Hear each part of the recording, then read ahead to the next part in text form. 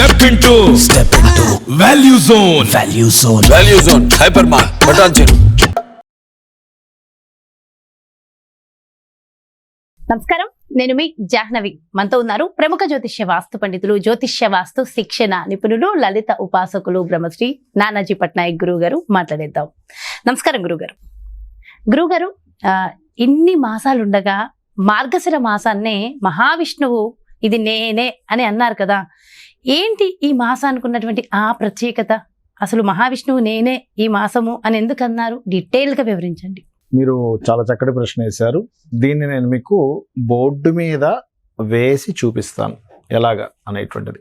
సహజంగా మనకి మాసాన్ని ఈ మాసము అనేది ఎలా లెక్క కడతారో ఫస్ట్ చెప్పి దాని తర్వాత నేను మీకు శ్రీకృష్ణ పరమాత్మ మృగములలో సింహము నేను, అదేవిధంగా పక్షుల్లో గరుక్మంతులు లాంటి వాడిని, అదేవిధంగా మాసములలో మార్గశిర మాసము నేను అని చెప్పడం జరిగింది. ఏమండి మనకి ఇన్ని మాసాలు ఉన్నాయి కదా, మార్గశిర మాసాన్ని ఎందుకు అన్నాడు అనేటువంటిది మనం అర్థం చేసుకుంటే, మొట్టమొదటిగా మార్గశిర మాసాన్ని ఎలా గుర్తిస్తాము? మృగశిర నక్షత్రం మీద చంద్రుడు సంచరిస్తూ ఆ రోజు పౌర్ణమి అయితే ఆ మాసం మార్గశిర మాసము. అంటే మృగశిర నక్షత్రం ఎక్కడ ఉంటుంది? మిథున రాశిలో ఉంటుంది. ఇక్కడ ఉంటుంది.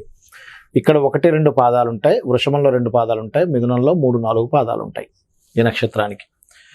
రవి ఇక్కడ సంచరిస్తుంటాడు మార్గశిర మాసంలో. దీన్నే ధనుర్మాసం అని కూడా అంటూ ఉంటారు, ఎందుకంటే ధనస్సు రాశిలో రవి యొక్క సంచారం కాబట్టి.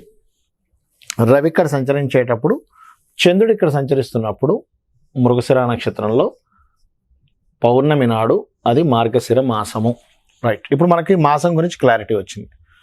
మరి ఈయన ఎందుకు అనాలి? ఏం వేరే మాసాలు ఉన్నాయిగా, కార్తీక మాసం ఉంది, మార్గశిర మాసం ఉంది, మాఘమాసం ఉంది, పుష్యమాసం, రకరకాలు ఉన్నాయి కదా, దాన్ని ఎందుకు అనాలి అంటే, ఇక్కడ మీరు ఇది కొంచెం జ్యోతిష్ శాస్త్రం గురించి, కొంచెం శాస్త్రాల గురించి అవగాహన ఉంటే ఇంకా తొందరగా అర్థం అవుతుంది. అయినా సరే నాకు అంటే నేను వీలైనంత మటుకు సింపుల్గా చెప్పడానికి నేను మీకు ప్రయత్నం చేస్తాను. ఎందుకంటే ఇది బుధుడి యొక్క రాశి, ఇది శుక్రుడి యొక్క రాశి. మిథున రాశి బుధుడు రాశి, 3-4 పాదాలు ఉన్న మృగశిర నక్షత్రం 3-4 పాదాలు ఉన్న రాశి ఏమో మిథున రాశి, 1-2 పాదాలేమో వృషభ రాశిలో ఉంటాయి. ఇక్కడుండే నక్షత్రాలు, ఇక్కడుండే రాసులు, వీటిని అర్థం చేసుకుంటే ఎందుకు మహావిష్ణువు దీన్నే ఎందుకు అన్నాడు అనే విషయం మనకు అర్థమవుతుంది. ఎలా అంటే, మనకి అమ్మవారు ఎలా ఆవిర్భవించింది? పాలు సముద్రం నుంచి బయటకు వచ్చింది. వేదం కూడా మనకు నక్షత్ర క్రమం ఎలా చెప్తుంది? కృత్తికాది క్రమేణ అని చెప్తుంది. అశ్విని నుంచి క్రమం అని చెప్పదు, కృత్తికా నక్షత్రం నుంచి క్రమం అని చెప్తుంది. కృత్తిక ఈజ్ అగ్ని నక్షత్రము, రోహిణి అనేటువంటిది పాల సముద్రము. అంటే మనకి పాలకి, నీటికి, వీటన్నిటికీ కారకం ఎవరు అంటే చంద్రుడు అని చెప్తూ ఉంటారు. మనసుకి, తండ్రికి చంద్రమా మనసో జాతః, చంద్రుడు మనసుకు కారకుడు, తల్లికి కారకుడు, పాలకి కారకుడు అని చెప్తూ ఉంటాం, నీటికి కారకుడు అని. ఈ చంద్రుడు ఇక్కడ ఉంటాడు, చంద్ర నక్షత్రం ఇక్కడ ఉంటుంది. ఏది? కృత్తిక 3 పాదాలు అయిపోయిన తర్వాత రోహిణి నక్షత్రం ఇక్కడ ఉంటుంది. అదేవిధంగా ఈ మృగశిర నక్షత్రం తర్వాత వచ్చే నక్షత్రం ఆర్ద్ర నక్షత్రం ఇక్కడ ఉంటుంది. చూడండి, సృష్టి ప్రారంభమైంది కృత్తిక నక్షత్రం నుంచి. పాల సముద్రం నుంచి అమ్మవారు వచ్చింది. ఈ యొక్క రాశికి అధిపతి ఎవరు? శుక్రుడు.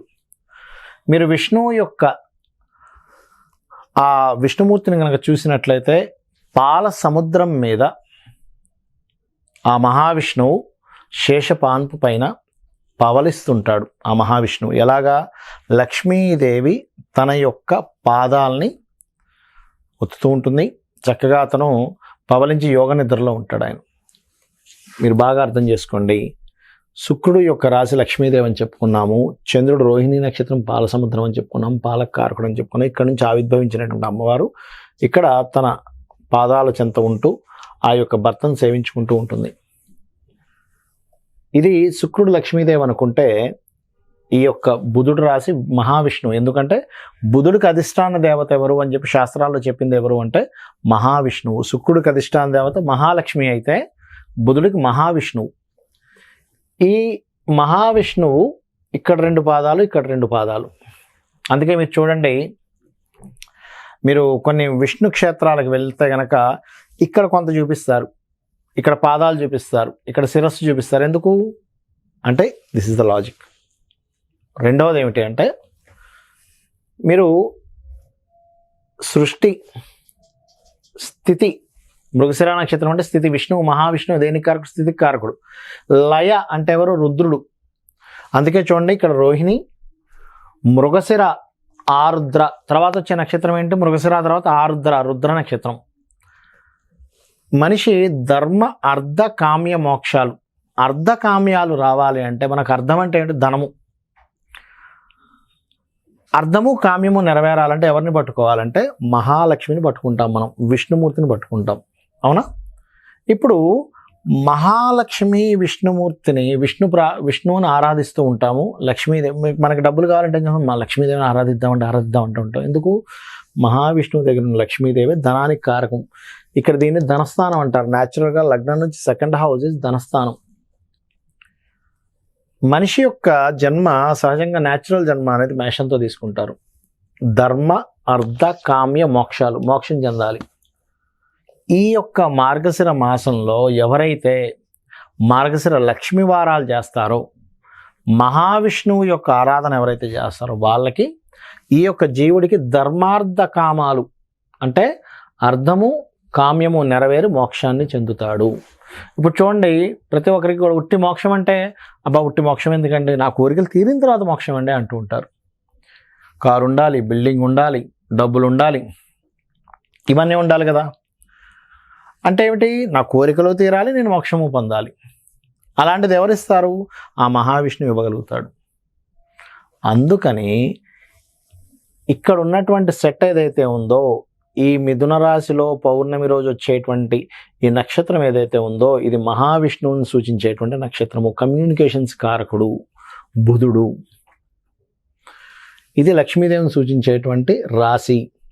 అందుకే ధనము అంటూ ఉంటారు రెండవ స్థానాన్ని. అర్ధము మోక్షము ఇవన్నీ పొందేటువంటిది. ఆరుద్ర నక్షత్రం ఎవరికంటే సంకేతం? శివుని యొక్క నక్షత్రంగా చెప్తూ ఉంటారు. ఆరుద్ర నక్షత్రం అండి, ఆ రుద్రుడి యొక్క నక్షత్రం అండి అంటూ ఉంటారు కదా. రుద్ర నక్షత్రం, రుద్రుడు దేనికి కారకుడు? లయకారకుడు. అంటే మనిషి యొక్క జన్మనెత్తి ధనాన్ని అదేవిధంగా అర్ధాన్ని కామ్యాన్ని కంప్లీట్ చేసుకుని రుద్రుల్లో లయమైపోవడము. ఇది ఎప్పుడు జరుగుతుంది? అది కేవలం అన్ని మాసాల్లో ఒక్కొక్క రకమైనటువంటి మాసాల్లో ఒక్కొక్క ఫలితం ఉంటే, ఈ యొక్క మార్గశిర మాసంలో పౌర్ణమి వచ్చినప్పుడు లేదా మొత్తం మాసము మీరు ఎవరినైతే మహావిష్ణువుని లక్ష్మిని ఎప్పుడైతే మీరు ప్రార్థిస్తారో, లక్ష్మీ వారాలేమో లక్ష్మీదేవిని ప్రార్థించండి మార్గశిర మాసంలో. ఈ మాసంలో ప్రత్యేకంగా ఇంకొక విషయం కూడా ఉంది. ఇక్కడ మృగశిర నక్షత్రానికి అధిపతి కుజుడు అవుతాడు.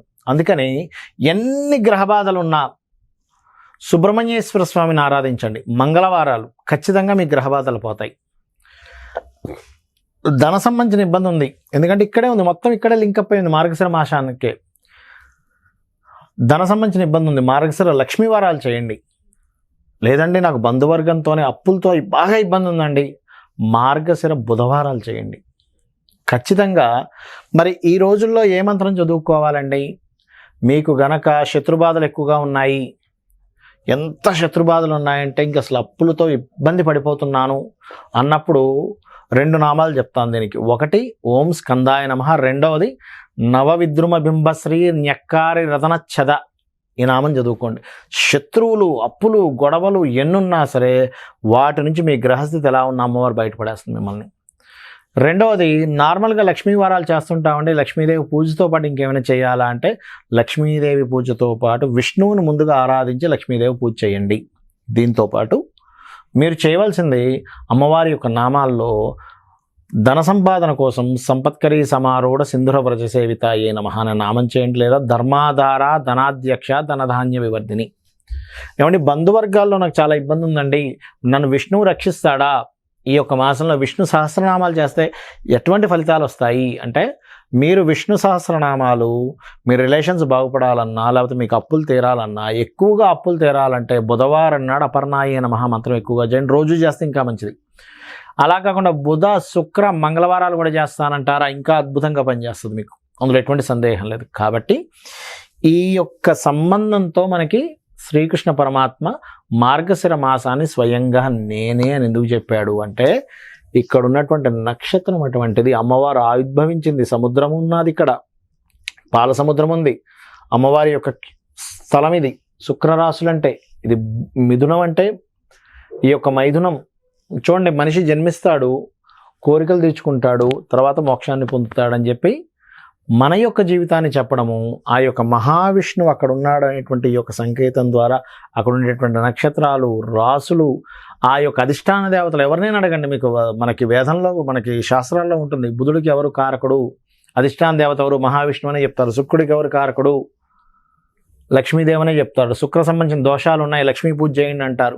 బుధ సంబంధించిన దోషాలు ఉన్నాయి, మహావిష్ణువుని ఆరాధించండి అయ్యా అంటూ ఉంటారు. అదేవిధంగా రుద్ర నక్షత్రం ఎవరిదండి, ఆర్ద్ర నక్షత్రం ఎవరిదండి, మహారుద్రుదండి అని చెప్తూ ఉంటారు. మనిషి సృష్టి, స్థితి, లయ ఏంటి? సృష్టి అంటే బ్రహ్మ, స్థితి అంటే విష్ణువు, లయ అంటే ఆ రుద్రుడు అని చెప్తూ ఉంటారు. ఇది క్లియర్గా ఇక్కడ ఉంది. సృష్టి ఉంది, స్థితి ఉంది, లయ ఉంది.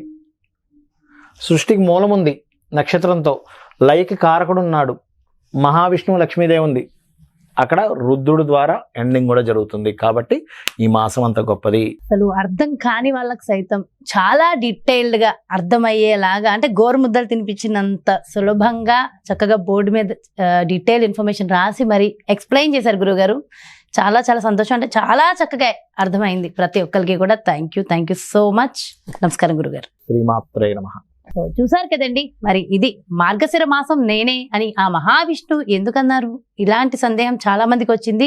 అదేవిధంగా మార్గశిర మాసంలో ఖచ్చితంగా మనం ఏ మంత్రాన్ని జపించడం వల్ల, ఏ నామాన్ని పఠించడం వల్ల, ఏ పూజని ఏ విధంగా చేయడం వల్ల మనకి పూర్తి ఫలితం వస్తుంది అనేది కూడా గురువు గారు డీటెయిల్ గా ఎక్స్ప్లెయిన్ చేశారు కదా. మరి అదే విధంగా మీ యొక్క జాతకానికి సంబంధించి కానీ, లేదంటే మీ ఇంటి వ్యాపార వాస్తుకు సంబంధించి కానీ, లేదంటే గురువు గారిని ప్రత్యక్షంగా కలిసి అపాయింట్మెంట్ తీసుకోవాలనుకున్నా క్రింద డిస్ప్లే అవుతున్నటువంటి నెంబర్స్ కి కాల్ చేసి డీటెయిల్స్ తెలుసుకోండి. నమస్తే.